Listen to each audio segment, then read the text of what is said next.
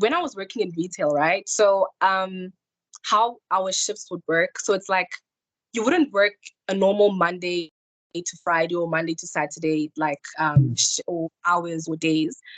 You would maybe work Monday, you're off on Tuesday, back on Wednesday, like you would alternate, but like your schedule would change every week. So it wasn't like predictable.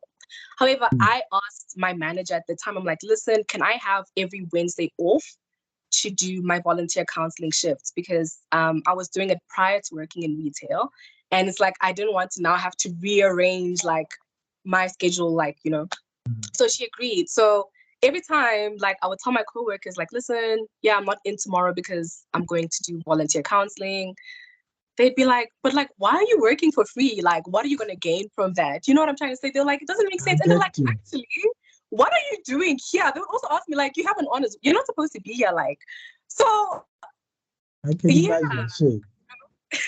The struggle of it's, psychology students. yeah. So nobody really understood. Like, they thought I was crazy. Like, everyone's like, they didn't understand the method to my madness. I'm like, listen, I'm doing this for my future. Like, this is what I have to do in order to achieve my goals. So it may not make sense now, but I'm telling you, trust me, one day it will. Like, but they were not really convinced. But whatever, I stuck to it.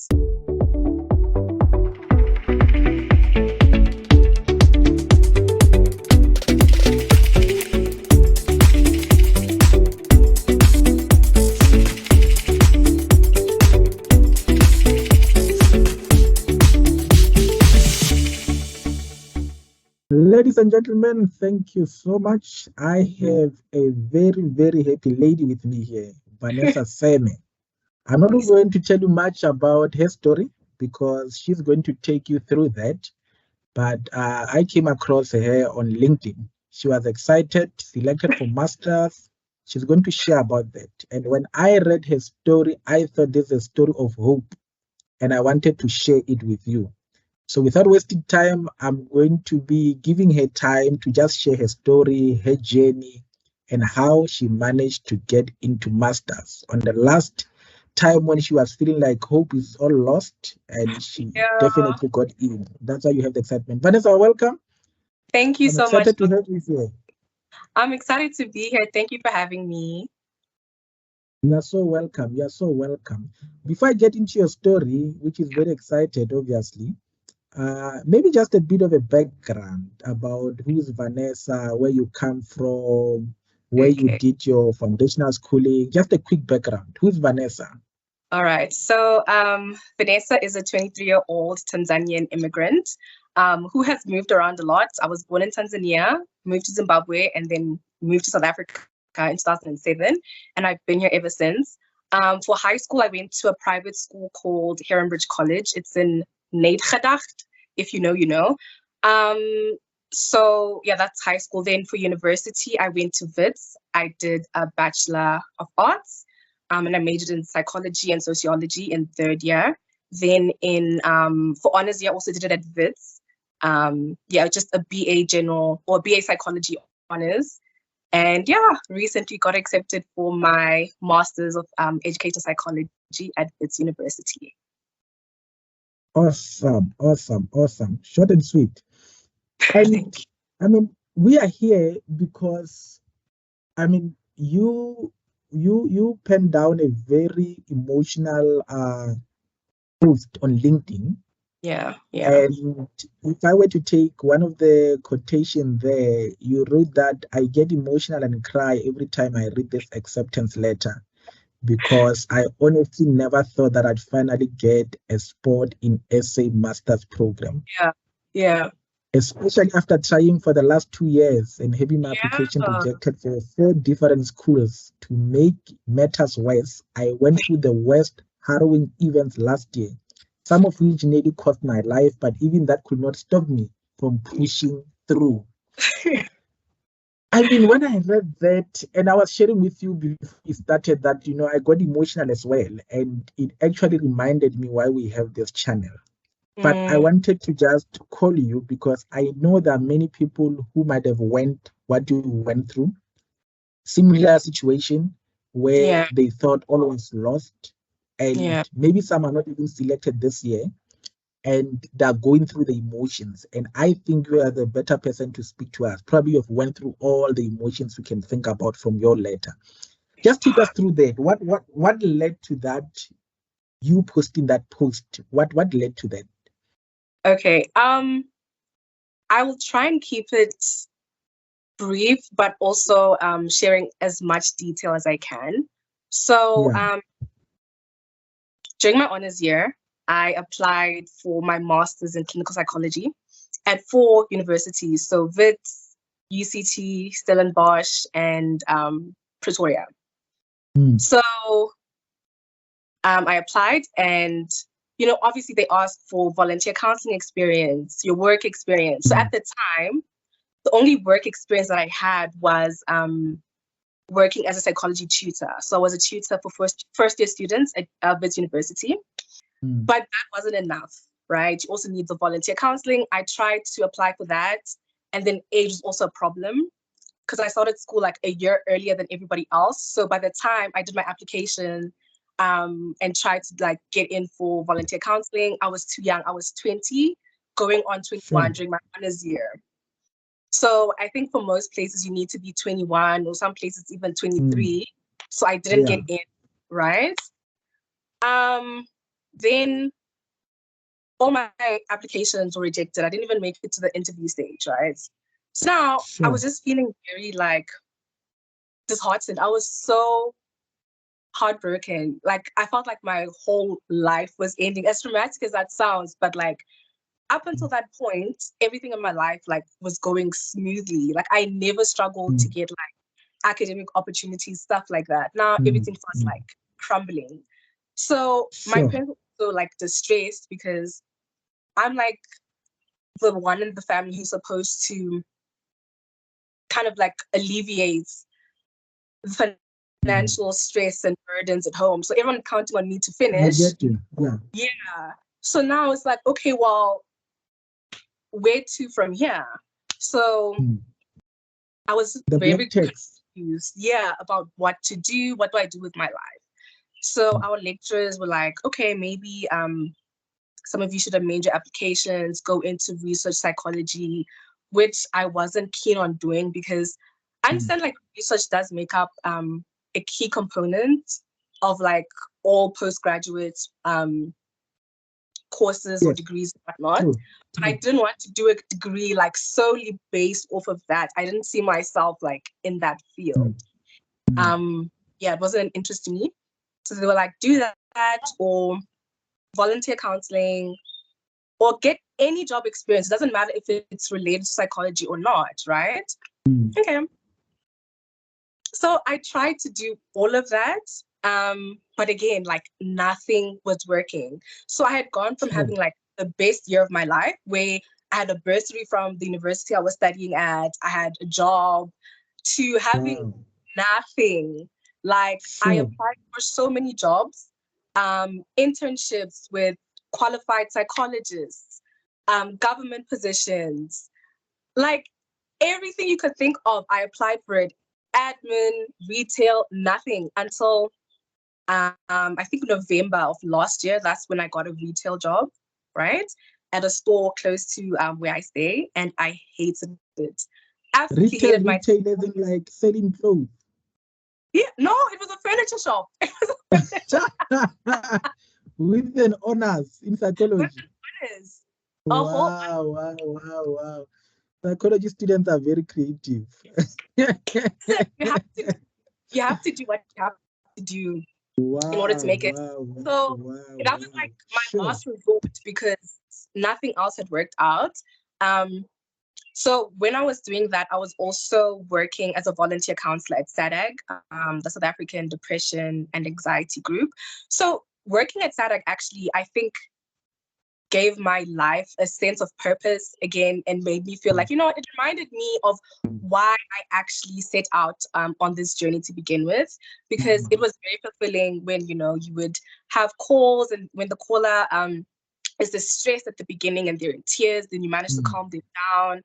And then they'll be like, oh, thank you so much. Like, I feel so much better. It reminded me like, I actually want to help people. So in retail, yes, I was helping people, but it didn't have any long-term significance. Like I'm helping you like choose sheets as opposed to helping you with like yeah, you a never felt you were making any impact. baby, Yeah, yeah. significant So impact. Yeah, yeah, I exactly. get that.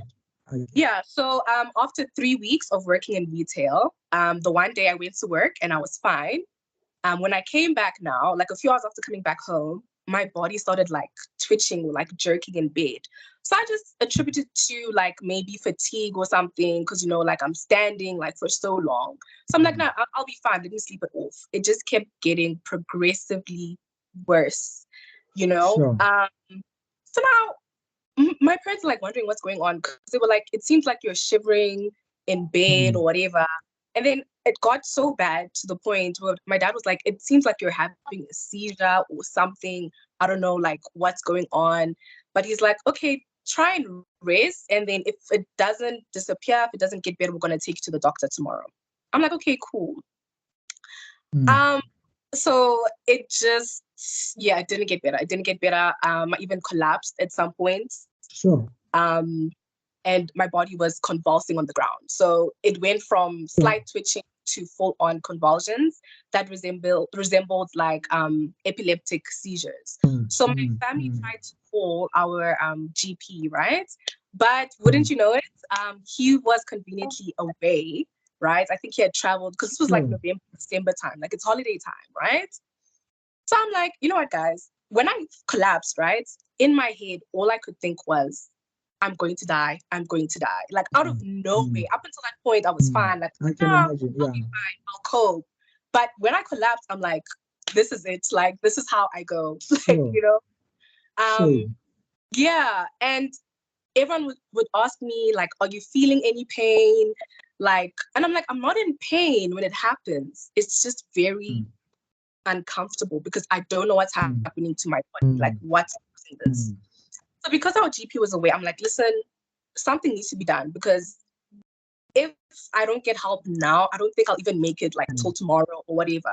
So I told my mom, can you call like our pastor over the phone and ask him to pray for me because he's done that for some other people when they can't physically go to the church and like pray for and stuff like that. Right?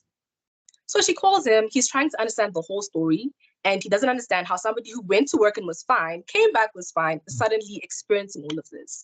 So he's like to my mom, pass the phone to Vanessa and like tell her to narrate the story herself because maybe, you know, you missed something and yeah, I'm not getting the full picture.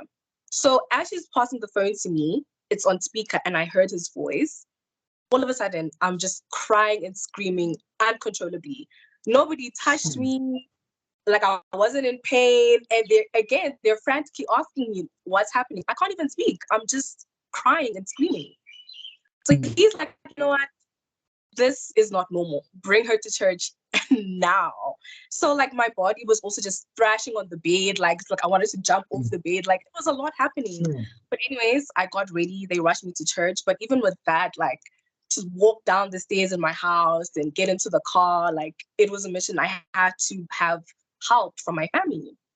So we get there and the first person I saw there is actually a doctor who's a church member as well. So he's a neurologist, right? He's a specialist.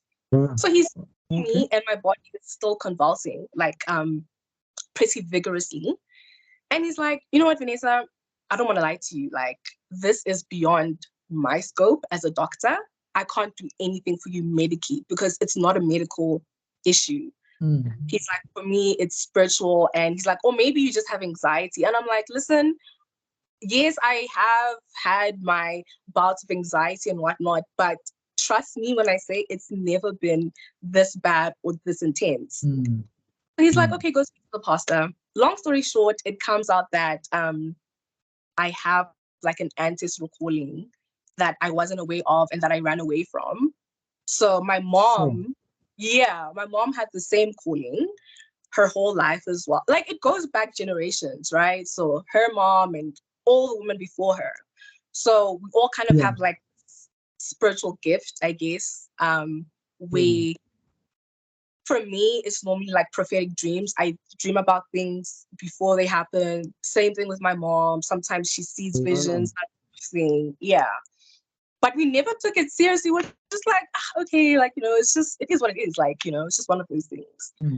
So now, you have to understand that my whole life, I had kind of gone without experiencing any symptoms like this or experiencing any signs that could The first time, yeah. Yeah. So the reason it started affecting me like last year is because my mom now spiritually is considered old. So it's like, well, they don't want her to accept the calling anymore. They don't need her to. They would rather want me, like that my ancestors So like, would rather. do you have to be a Sangoma or what? Yeah, essentially. Yeah. Interesting. Yeah. Interesting. So sorry. No, it's fine. So, and what confirmed this? Was it your pastor or who confirmed that or who So stated that? it was okay, also, yeah, like the whole thing is just so crazy to comprehend. So what I can say is when I was there at church, right? I stayed at church for like 4 days, like being prayed for and being observed, just in case. And the doctor also was staying on the premises, just in case, like if anything drastic happened, he could like come and treat me or like maybe refer me to like another hospital and stuff like that. So as I was there and as I would be prayed for, right? Weird things started happening. So it's like I wouldn't be able to control or say control what I would say or what I would do. So I would just start like confessing things now, things that even happened way before my time, things that were happening currently, things that would happen. Like I was prophesying essentially is what I'm trying to say. So now my pastor, who is a prophet, he would be like, oh yeah, no, that is true, like confirmed. Like, so he would like, I would say something and he would confirm it. And so it felt like I was trapped in my own body because like I was like I'm saying, like I'm aware of everything. There's some things like maybe I wouldn't want to do, but then you'd find I'm doing it like screaming and crying and like thrashing on the bed or like hitting myself and all this stuff. Like it was very, very hectic. So that was that. And then it kind of things calmed down like by the fourth day, and then I was allowed to go home.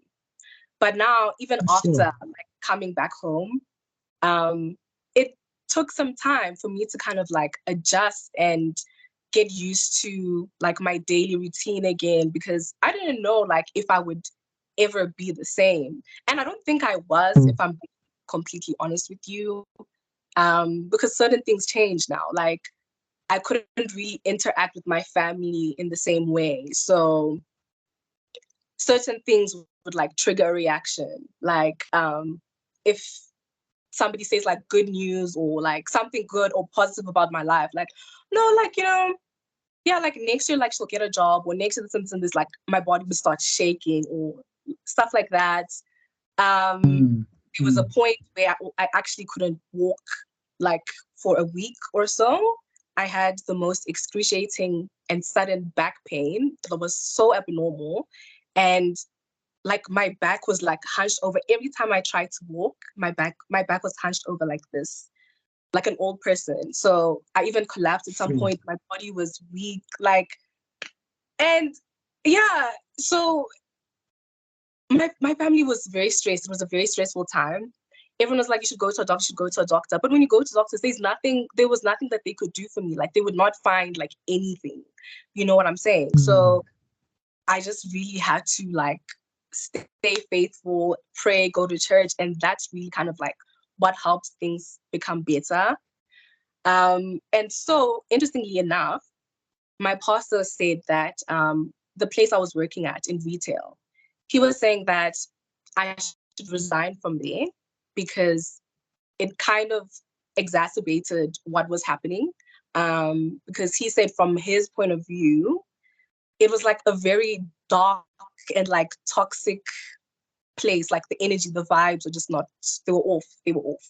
So he's like, yeah, you need to get out of there. Otherwise things are gonna get worse. So now I'm thinking like, listen, I spent my whole like year looking for a job. I got one. Now you're telling me to resign. What am I gonna do after this? Like, you know, like he's like, no, don't. God will bless you with a better job. Just trust me. So I'm like, okay, listen, I don't want to die because I literally thought like I saw death at that time. Mm. I'm like, let me heed to his advice. And maybe like a week or 2 weeks later, I got a call from a school nearby asking me to come for an interview for an And educational when assistant. is this? When was that? When was that? When did you get So a call from the? that was like early December, like the first or second week of December last year. Yeah. Oh, okay. Okay. Awesome. Awesome. Um, So basically, yeah. what you are narrating now, just to give a context for those who have not seen the LinkedIn post, is the harrowing event that happened the year before you got selected. Yeah, Yeah. please continue. Yeah, it sounds hectic, and I appreciate that you are sharing that because many might not even be able to come back and Yeah. still focus on psychology. And Yeah. I think hence you are also one of the things you shared on the post is that people used to criticize you. Why are you wasting time? Leave the thing and all that. Yeah, continue, please. Yes. So to touch on that, when I was working in retail, right? So how our shifts would work. So it's like you wouldn't work a normal Monday to Friday or Monday to Saturday, like or hours or days. You would maybe work Monday, you're off on Tuesday, back on Wednesday, like you would alternate, but like your schedule would change every week. So it wasn't like predictable. However, Mm. I asked my manager at the time, I'm like, listen, can I have every Wednesday off to do my volunteer counseling shifts? Because I was doing it prior to working in retail. And it's like, I didn't want to now have to rearrange like my schedule, like, you know. So she agreed. So every time, like, I would tell my coworkers, like, listen, yeah, I'm not in tomorrow because I'm going to do volunteer counseling. They'd be like, but like, why are you working for free? Like, what are you going to gain from that? You know what I'm trying to say? They're like, it doesn't make I sense. And they're like, get you. actually, what are you doing here? They would also ask me, like, you have an honors. You're not supposed to be here. Like, so I can yeah, imagine, actually. The struggle of it's, psychology students. yeah. So nobody really understood. Like, they thought I was crazy. Like, everyone's like, they didn't understand the method to my madness. I'm like, listen, I'm doing this for my future. Like, this is what I have to do in order to achieve my goals. So it may not make sense now, but I'm telling you, trust me, one day it will. Like, but they were not really convinced. But whatever, I stuck to it up until I got my job as an educational assistant. So I tried to like balance the two, but it was really difficult because I was working from 7 o'clock to 5 o'clock. Because mind you, not only was I working as an educational assistant, but also an aftercare assistant. So Mm. I was working two jobs basically. Um, so like the first month or so when I started this position, I would do my volunteer counseling on a Saturday now in the morning from 8 to 12. And then it just got really, really draining because I didn't have any time for myself or to rest. So I just told them, like, listen, I think I need to take like a couple months off, maybe. And then when I'm kind of like used to or have adjusted to like my new schedule and all that, maybe I'll come back. But I actually didn't come back because my schedule never changed. So yeah. Sure. Um, No, that's a hectic story. That's yeah. very hectic. And I want to now put it into order now so that it can lead us to where we need to go in terms of when did you complete your honors, when did you apply and got rejected for the first time? Because I remember on your post you mentioned after trying for 2 years. Okay. So Okay. you completed your honors which year? In 2021. That's the year that In I 2020. applied. Yes. So you So applied. So did you only apply at one institute to get no, into at four. masters? I applied at What? 4 institutions. So I was studying at WITS at the time, right, during honors. So I applied at Yes. WITS for clinical psychology, Yeah. Okay. UP, Stellenbosch, and UCT, all for clinical psychology, right? Okay. And as I was saying before, because I didn't have volunteer counseling experience, I didn't have much work experience, and I think I kind of lacked maturity in some areas. So my applications were rejected that year. So I applied like roughly May or June, and they got back to me like Mm. July or so. So all of them were just Okay. like, we're going to inform you your application was unsuccessful, blah, blah, blah, blah, like, you know. And then last year in 2022, I didn't reapply at any South African institutions because I was very discouraged and demotivated, and nothing was working out for me, as I said. So everything was stagnant. So I said, there's no point in reapplying. However, I did apply overseas because my dad was really encouraging me to do so. He's like, you might have a better chance there and all that. He's like, give it a shot, see how it goes, which I did. So I did get accepted overseas in the UK, to be exact. Wow. But the only issue now was the funding. So I struggled to find like a full ride scholarship. So I actually had to turn down those offers, and we're back to square one yet again. Hence why I went to do the volunteer counseling thing, retail, because that's all I could do. I had to make the best of the situation that I had. So at UK, were you accepted for what? For masters in psychology? Yeah, in clinical psychology. Yeah. Wow. And so then you had to reject that because you didn't have the funding. Yeah. And then came 2023. Yeah. And I'm glad that you mentioned that you are practically clinical only in the past 2 years.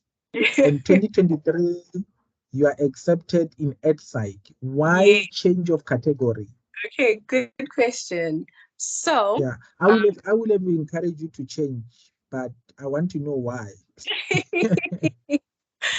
listen, so the reason I changed is because I was working as an educational assistant.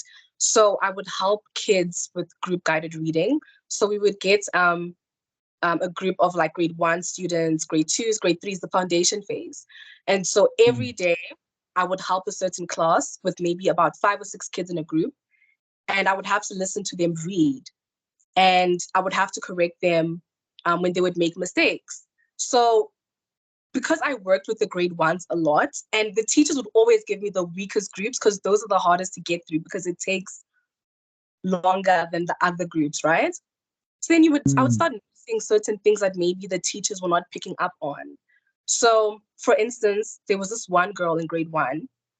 She struggled to blend words together. So she could identify the letters one by one, but now to say the word as a whole, she struggled. And if she did say the word as a whole, she would read it backwards. So if it was pan, she would read it as nap and stuff like that. So then I would bring it to the teacher's attention because the teacher would be like, oh, no, there's like nothing there. Like she's empty, she's blank. And I'm like, no, it's because A, B, C, D, like, you know? And so I'm like, yeah, no, I feel like, you know what? Maybe I should consider changing because it's like I'm picking up on things that other people aren't picking up There's a on. gap. So, Yeah, exactly. And working with kids, when I would actually see them making progress in reading or like even with their other academic work, it used to make me happy. Like I actually developed like a passion and a love for it. So I'm like, let me dabble, let me dip my toe in, just throw a shot in the dark, see if it works. And yeah, and the funny thing is, my dad actually last year told me, he's like, listen, he's like, why don't you apply for educational? Because he's like, even overseas, there's a demand for it. And I was like, nah, I'm not really interested in that. At the time, I wasn't interested in working with kids. I don't want to lie. I think I had a lot of unresolved childhood trauma. It was like almost a trigger of sorts. So working at a school kind of helped me overcome that and yeah, like really exposed me to a lot of the challenges that happen in an educational setting because we'll find that the teachers don't have the patience, the understanding as to why certain kids struggle with certain concepts or no child learns the same way. And you can't use the same strategy for every single child. Like we have to kind of shift and change and shape and mold to suit certain students' learning needs and their barriers. So yeah, I hope that answers your question as to why I changed from clinical to education. no, look, yeah, and I'm glad to hear that. So EdPsych actually chose you during your Yeah, voluntary exactly. time. Yeah, And I'm glad to hear that, because I think what you are bringing from what you are sharing is that, because most people, they ask me a lot about voluntary. I'm not too much a fan of voluntary work, but I think it has a role that it plays yeah, in one's career path or career journey. But what I learned or gather from you is that it actually opened doors to discover a career opportunity that you never thought about.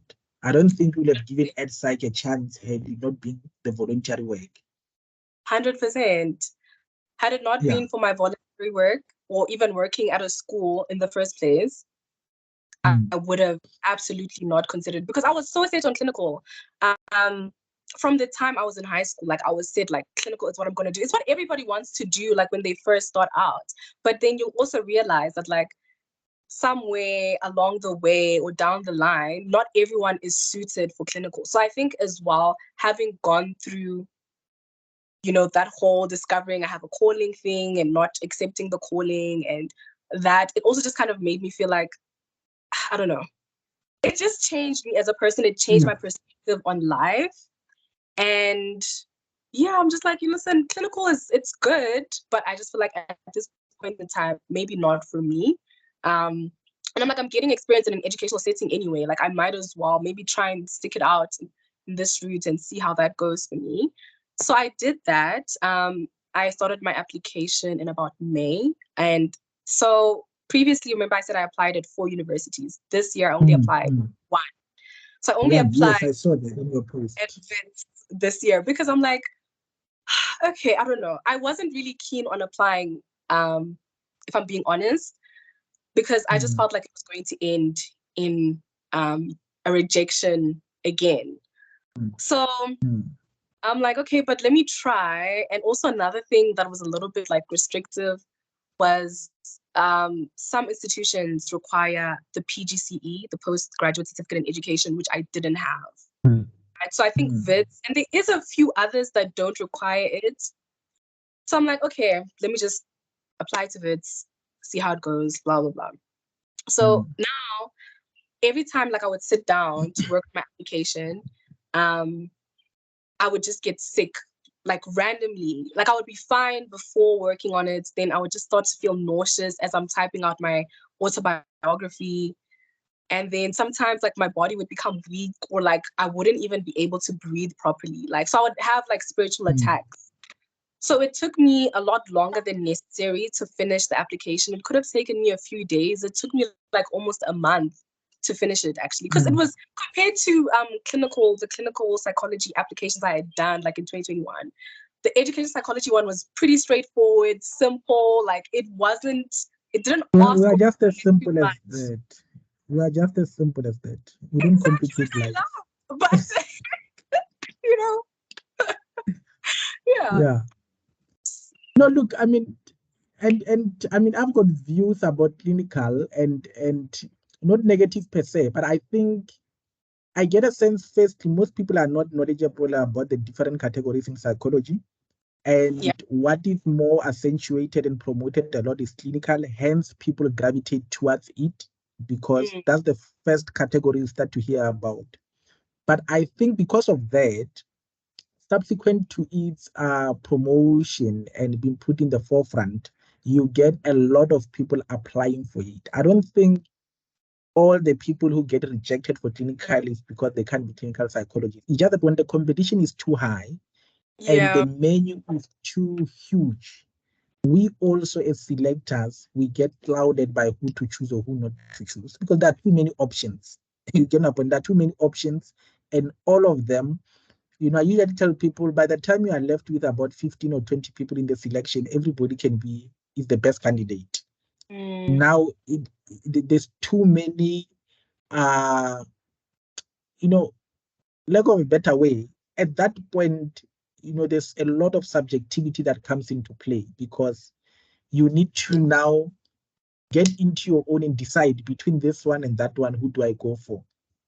But obviously you have the coordinators on the other side that have to crunch the numbers and try to make sure that the scores are exact. So you get to a point where it's just a matter of you getting less than 1 point less compared to the other person and you don't get selected. But I think it's the way it has been promoted and it's been brought to the fore, competition become tight, it boils down to numbers at the end. You know, you get one score less, you don't get selected on the waiting list, and you know, it is what it is. But I do think I do think almost every psychologist can, you know, become a psychologist in any category. You know, the principles are the same. It's just that we differ in context. We differ in context, we differ in environment. I know personally I would not have liked to work at a clinic or in a hospital or in a health context, medical context per se. So I think it boils down to that in terms of selection of individuals. But I think on your side, I could see that it was a huge shift because definitely no other option was there beside clinical. And I saw that you always wanted to be a psychologist from the age of 14. But what triggered that? What informed you about psychology at 14 years? Okay, so that's a bit of a funny story. So before I was 14, I actually never wanted to become a psychologist. I never considered it because what I wanted to study actually is fashion design. I was very passionate about it. I still am.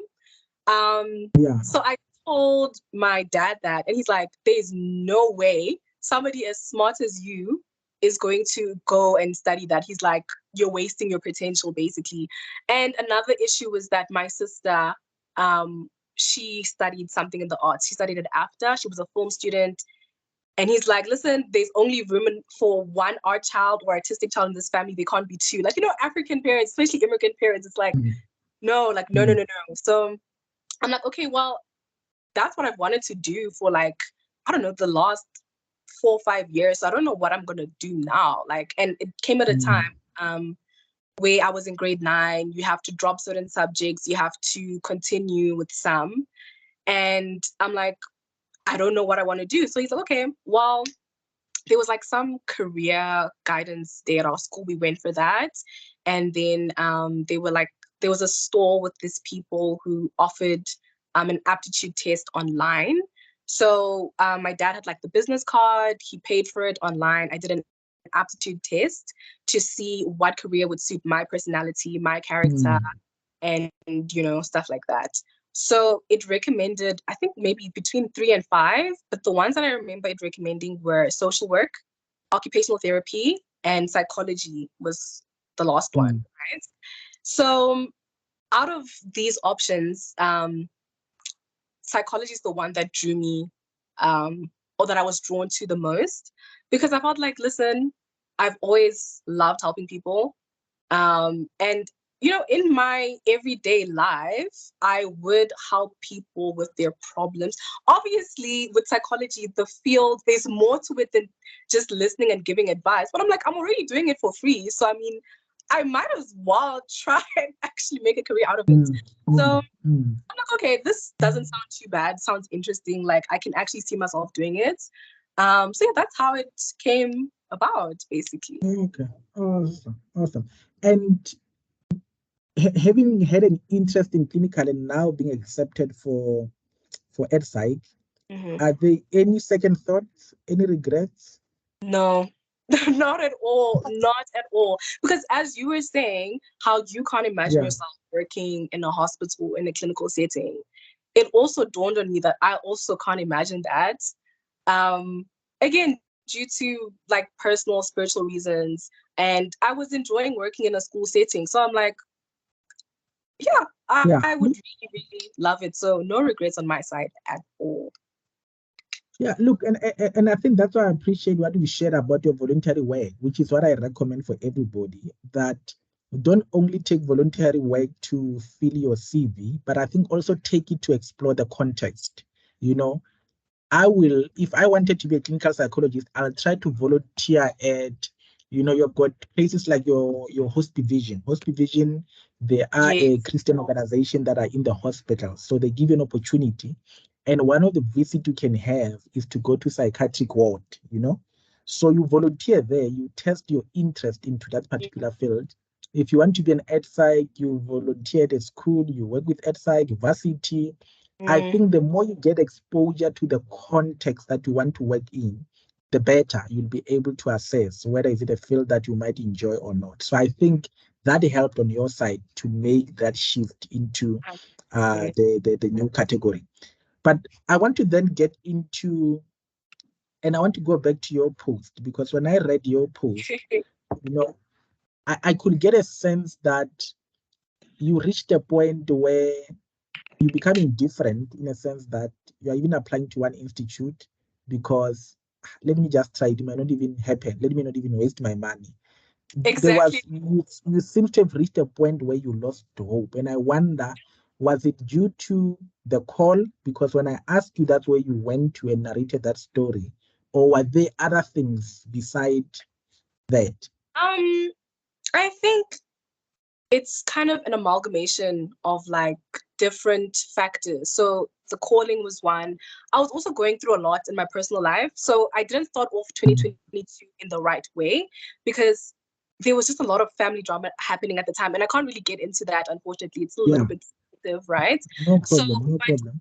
The tensions in the house were so high. Like, you live in the house with like 3 other people and like nobody's talking to each other. You can pass each other by the corridor, or like you can sit down and have dinner with each other, but nobody is talking to each other. It was so awkward. It was so tense.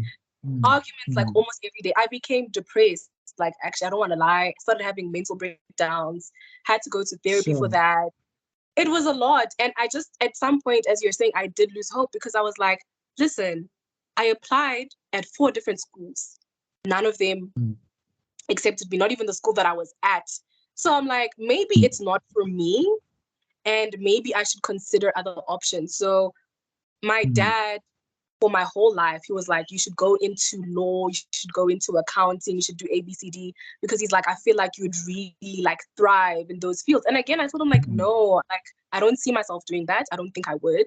So I'm like, maybe he's right. Like, who knows, because I'm like, up until this point, everything was going well for me. Like everything was on the up and up. So I'm like, now I'm like, maybe it's not going well because it's not what I'm meant to do. Maybe God is trying to show me that I should divert, right?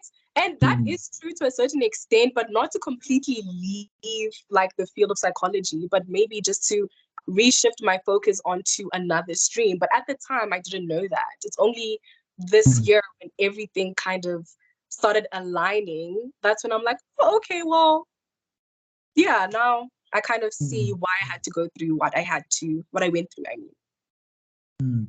And maybe just to get into that as well, I remember also myself when I was doing honors, I only applied at my institute and I was fortunate to be selected. But I can just imagine, how does it feel when, and I'm asking this because many people also are experiencing the same, not to be selected by your own institute? What emotions comes with that, and also maybe perceptions about your institute, your lecturers, the people that you've been laughing with, and like, oh, these people, they did not select me. Yo, it hurts. And I mean, I've had talks like, how can they train us then they don't select us? Does it mean we're not good quality for You definitely do take it personally, because another thing is, so in 3rd year, right, everyone was applying for honors. So even honors can get quite competitive at times because there also is a limited number of students that they can actually accept, right? So you would find that, okay, some of my other friends didn't get in for honors at WITS. I did. So I'm like, so I got in for honors, and now for masters, I'm like, what's happening? So I felt like, no, I'm like, there's something wrong. Maybe it's me. I'm like, I just felt like I wasn't good enough, honestly, because I'm like, I don't know. Like, I felt like I was a failure. I don't want to lie. Like, that's genuinely how I felt, which is not true. But up until that point, I had never experienced, like, obviously I've had disappointments and other rejections and stuff, right? Even academically, but not to this extent. Like, this one really, like, it shook me. Like, it really had me taken aback. Yeah. And I can just imagine now you are at retail selling furniture. Like, what's going on in your mind at that point now? This honest person with matriculants or drop out? You are working with them there. What was going on in your mind? Because I think, when I read your thing there, your post, I Yeah. could sense the emotions. I could sense this Yeah. person has been through a lot, I went through the most. I did. Yeah. No, Shame. I was just like, this is not life. This is not the life that God sent me to live. That because my dad, he's like the sole financial provider in our Mm. family.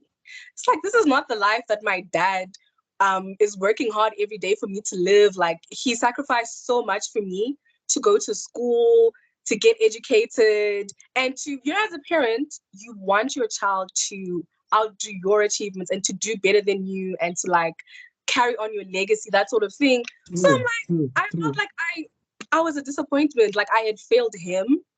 And I'm like, it is something to keep me going, but I'm like, it's just a temporary thing. But at the time, it felt like there was no end in sight. I just felt like trapped. Trapped, yeah, Yeah. yeah. And maybe somebody's watching. Mm. They're working at Pick and Pay, ShopRite, retail somewhere. Yeah. They are aware. They know that psychologists with an honor should not be here. Mm. What is the mindset that you need to pull yourself through during those tough times? What motivated you? What encouraged you? Because I can just imagine waking up in the morning with an honors, and you're even embarrassed to share that you've got an honors with the people around you during lunch at retail. Oh my gosh. No, it was terrible. Like, no, it was bad. And everyone was just like, girl, like people just didn't think I was serious. They were like, no, man, what do you mean you have an honors? And more so, Everybody you're a think they've got an tutor, you're honors. a tutor at your university. So how do you go from being a tutor to work as And work working with here. sales associates? Like they were like, no, Yeah. the math is not balancing. But I would say the mindset that you need to have and like what really got me through it, I would say, is the support of my friends and like my family. Um, Mm. they really tried to encourage me and just say, listen, you're not going to be here forever. Just stick it out until your contract ends or until something better comes along. So keep applying for other jobs, keep applying for other opportunities. And also try and like tune out like the negativity around you. Like it's hard. It was hard for me because I would start Mm. comparing myself to other people my age who were either doing their masters or working in like better or better Mm. paying jobs and stuff like that. And feeling like, but when is it going to be my turn? Like, you start feeling like, Mm. no, You are maybe I behind.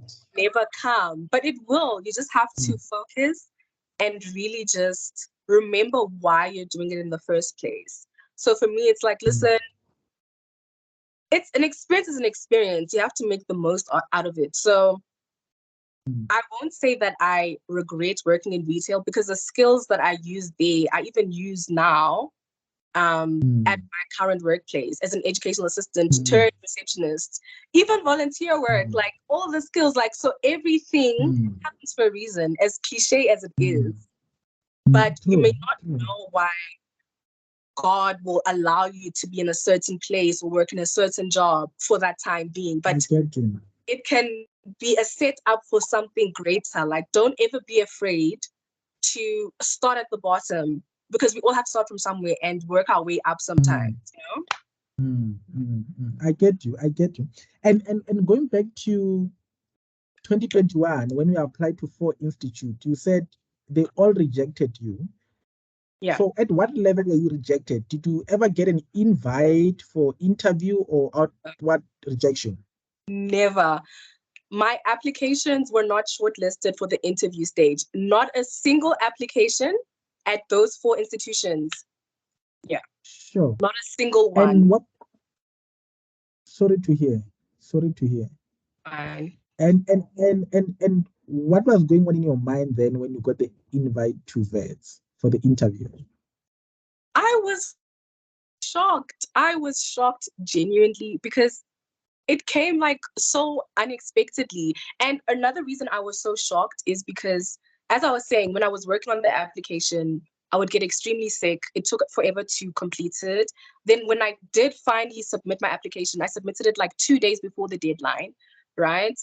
Then I think about a week after the deadline was closed or whatever, I received an email from the administration officer at WITS saying that one of my references, I was missing like a reference, a referee report.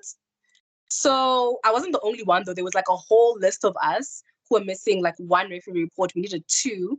So they were like, we should follow up with our other referees and all that and try and, you know, get them to submit at this time. So now I'm That stressed. reports, yeah.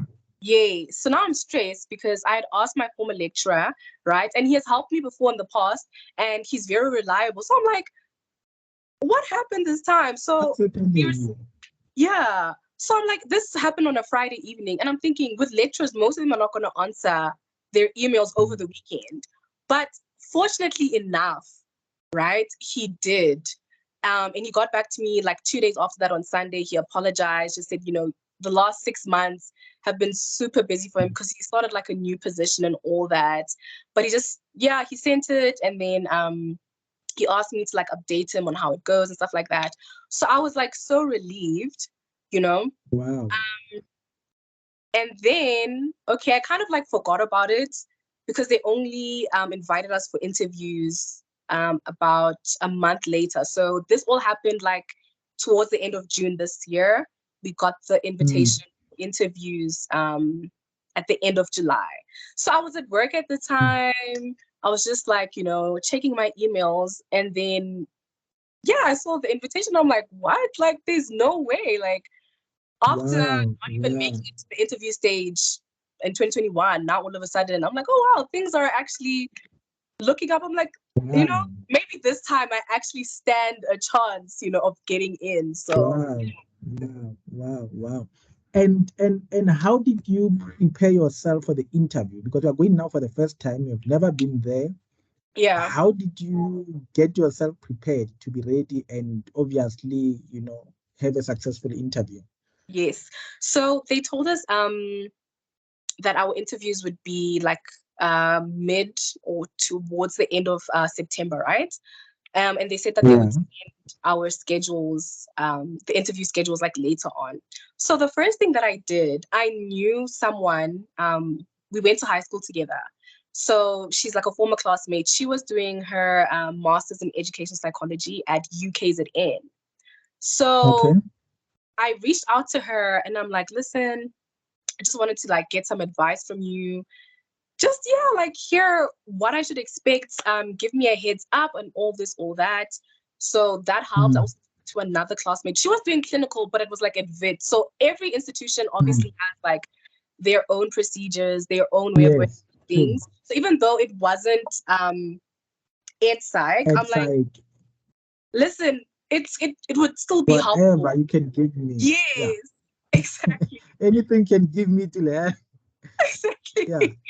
I get So that. she was also really encouraging, and she was like, no, listen, she's like, at WITS, like they mostly just want to know like about you, like why you want to study the course and like what led you to studying the course. So she's like, just be yourself, like you're just gonna talk about yourself, like yeah, don't worry about that. And she's like, with clinical, obviously you do role plays, but with us, we were not going to do role plays. So, okay, fine. So I also tried to talk to an education psychologist at the school that I'm working at. So I did try and set up a meeting with her because she studied at WITS, right? But then that didn't pan out because like our schedules just didn't align. And the last thing I did was actually watching your channel. So I think from the time that I applied all the way up until the time I went for my interview, like I was just watching like your videos. I watched the one with Kanye, even the other one, like the counseling psychology student. All that, yes. All your videos that you did like alone, where you would talk about what questions they would ask, how we should respond. That really helped me like practicing. Like I would practice alone. Well, I'm glad to hear that because I actually never get much feedback in terms of how helpful the videos are. And I wonder what people do with them. Listen, I watch them religiously. Like, I wouldn't watch them like in one sitting or in one go. I'd watch like bits and pieces Yeah. every day or every other day until I would finish like the whole thing.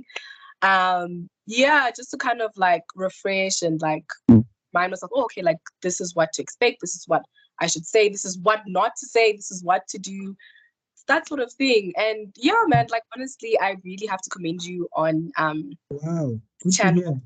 because it is a life changer. Like it's game changing. It's just Wow. everything, honestly. So like you're doing a Wow. good job, and I think you should keep it up. Wow. Good to hear. I'm happy to hear this. I don't get this often. Oh, no. Maybe they think it, but yeah, maybe they just forget Yeah, to say. I don't get it. I just put videos, continue with my life, do another one, continue with life until somebody send me a message. I'm like, oh, at least somebody's listening to my views. Yeah, no, oh my gosh, man. Like I appreciate it so much. Like you don't But I even get comments. I really like when people get comments because I respond to them personally.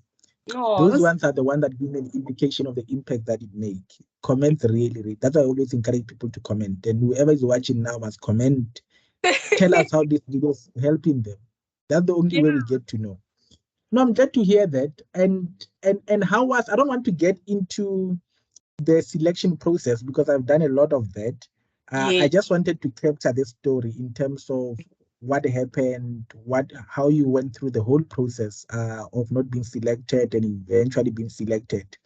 And I'm happy to hear that at least we also contributed to your journey and you being able to be where you are today.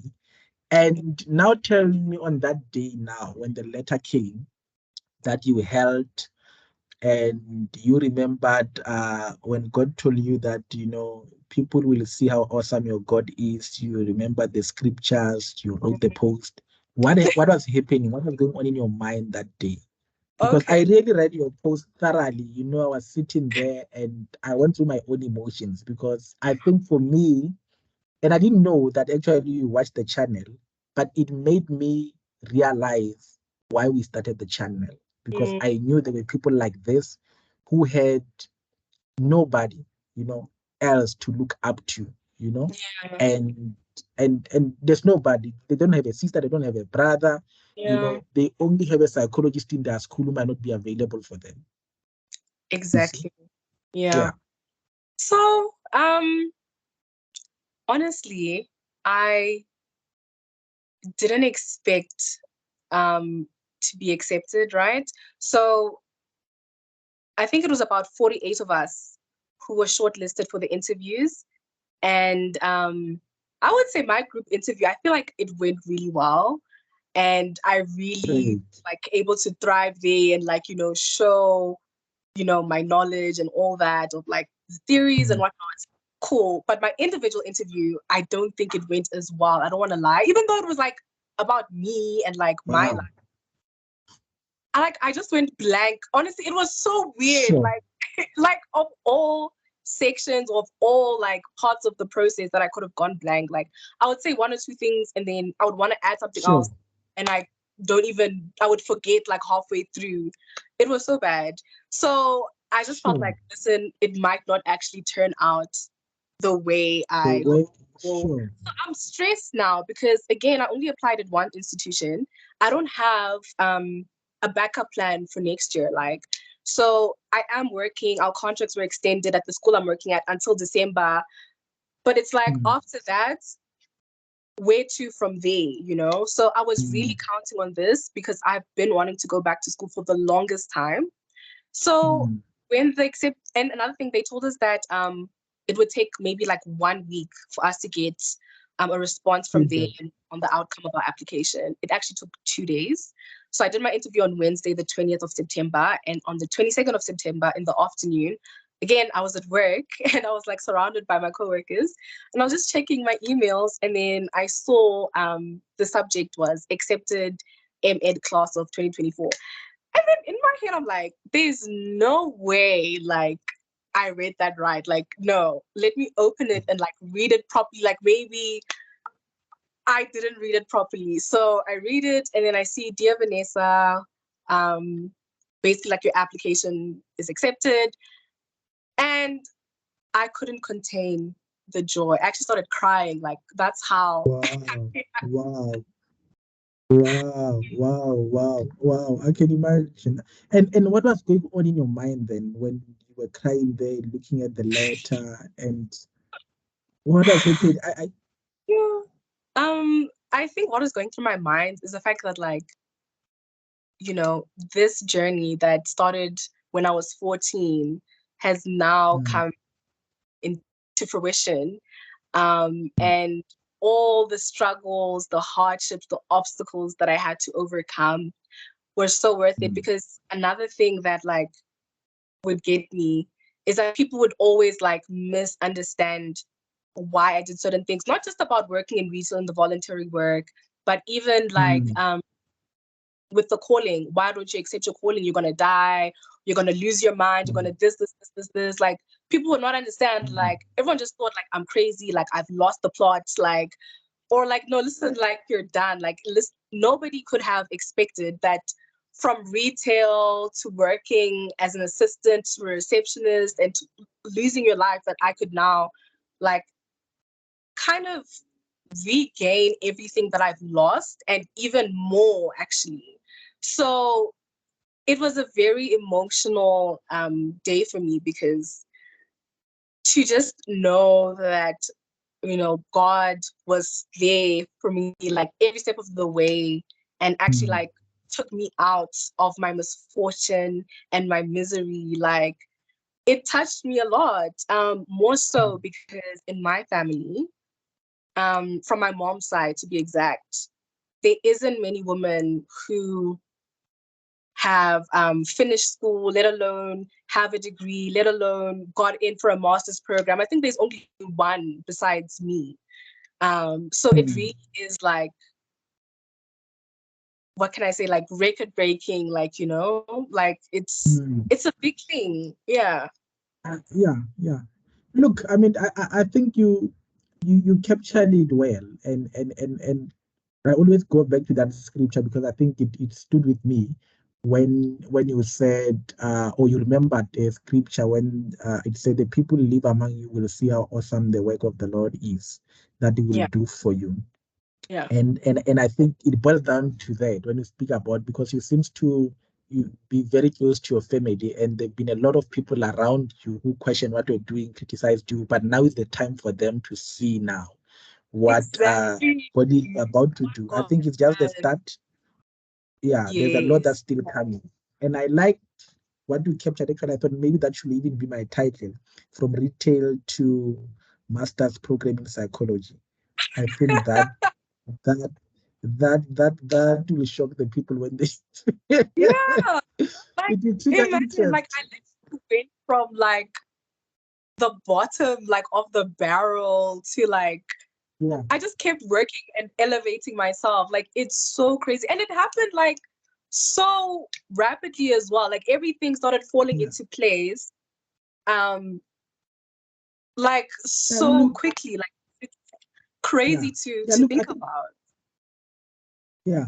No, no, look, I think on my side, and what interests me to that title as well is Mm, I think many don't understand the struggle that EdSpsych students go through, particularly mm, those with a degree, with an honors, that you find yourself where, education should be something that you celebrate, but you find yourself where you're even shy to share that you have a degree, to share that you've got an honors, because where you find yourself with your qualification is not where you should be.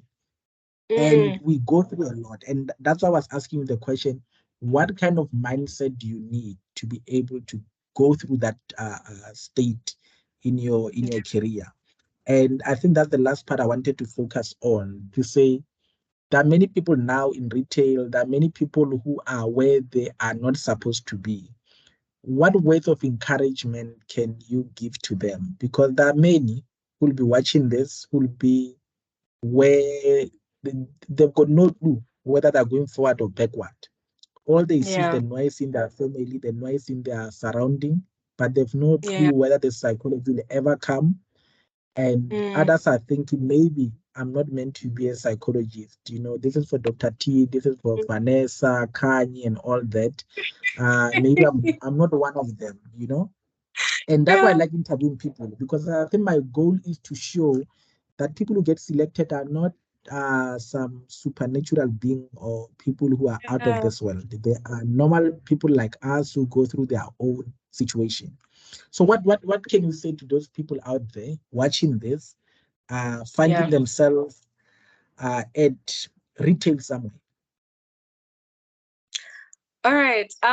What I would say is you really need to surround yourself with like the right people who will like motivate you and who will not judge you or criticize you, because those type of people will actually help you push through those difficult times. Because there's times like, you know, yeah, you'll just feel like, no, man, this is not like how life should be, or like you start to have those regrets of like, why did I even study this in the first place? Like I should have studied something else. Maybe I should change. Like you get confused. It's a very confusing time. And what I can say is just to try like your best to remain positive. Like again, it's not as easy as it sounds, but like you really just have to, I don't want to say put your head down, but kind of have like tunnel vision. Like, listen, I may be in retail today, but I won't be in retail forever. Like, you know what I'm saying? It's just like Mm, a stepping stone to launch me to greater heights. Um, so that's really all I can say. And just increase your mm, faith and know that, God will always be there with you. Um, he says that he will never, put you to shame. You'll never be humiliated. And there's another scripture that I really like. It's Genesis 28, verse 15. It says, mm, God says, I will not leave you until I have finished giving you everything that I have promised you. So, like, keeping that in mind, like, I know not mm. everybody is religious and whatever, but if you are, it really does help to meditate on scriptures like that, or even just doing daily positive affirmations that, like, listen, I am successful. I will be successful. I will get in. Like, you kind of have to train yourself and change your mindset. Mm. Because if you're I negative get all the you. time, and it's hard, you will have your doubts and people will also doubt you and all that. But like when you find yourself doubting or thinking negatively, try and like replace it with a positive thought or like a scripture or Mm, something that will uplift your spirits. Yeah. mm, mm. Yeah, keep yourself within a positive mindset, basically. I like that. I like that. And I mean, from what you have went through, retail to masters, clearly you needed that to be where you are today. So, Vanessa, there might be other matric student or high school student who are watching and are hearing your story, and they are wondering what is it with this psychology that people struggle. Why don't you just drop it and do something else? Because there are many Yeah. courses. What kept you going and wanting to do it? For somebody who doesn't understand, what does it mean to be accepted into the psychology program? Yeah. Um, Because you are what I, there, you can be a manager in retail, be the you one know what the now. funny thing is? We're looking for, I think when I was working there was like a post for a person to do admin, and that post hadn't been filled in over a year.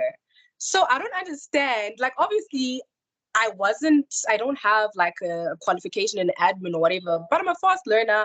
I did do admin as a tutor.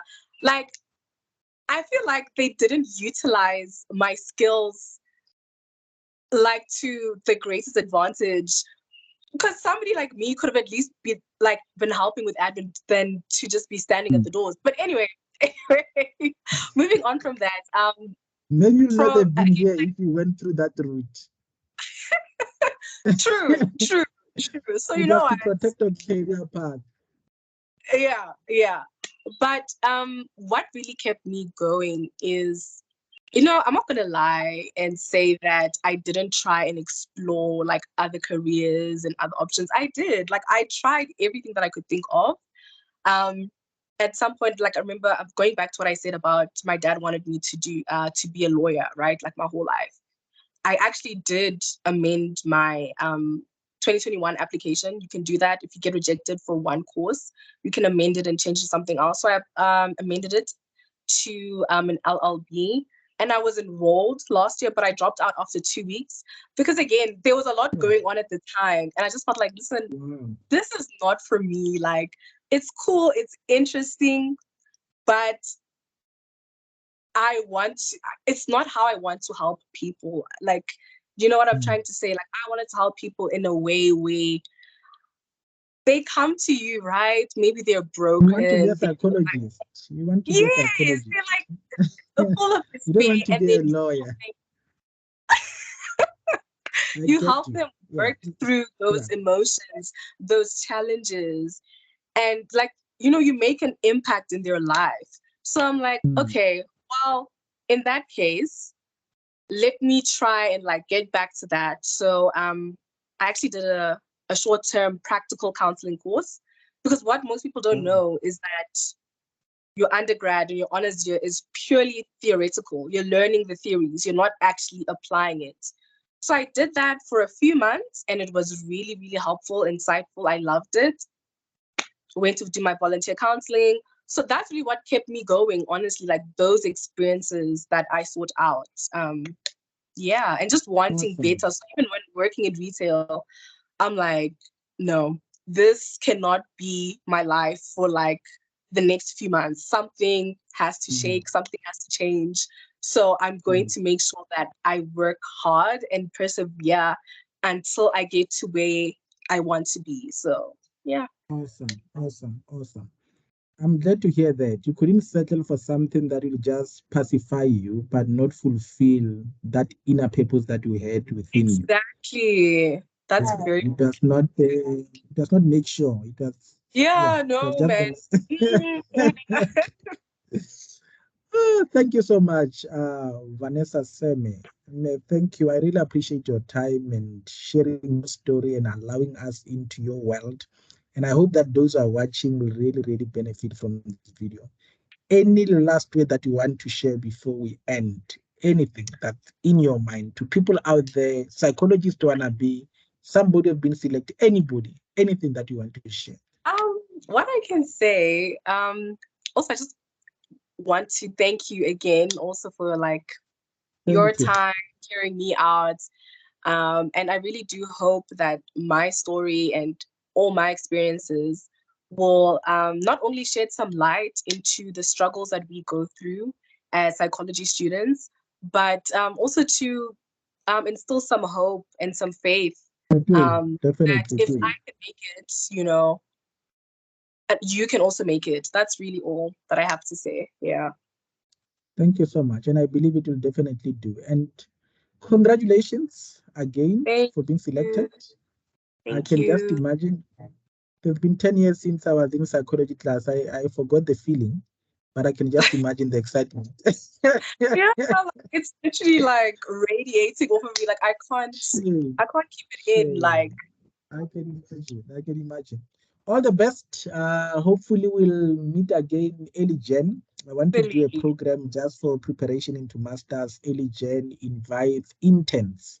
You know, Okay. those who just completed their masters, just to give some words of encouragement. I tell people when you get into masters, your life end or it paused for 2 years, it will continue again after 2 years. So one needs to just counsel you through that journey before you start Yeah, it. But yeah.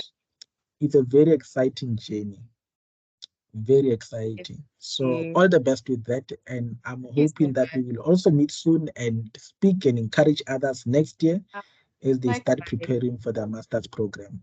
Yes. Yes, yes. I would really love that. Awesome. Awesome.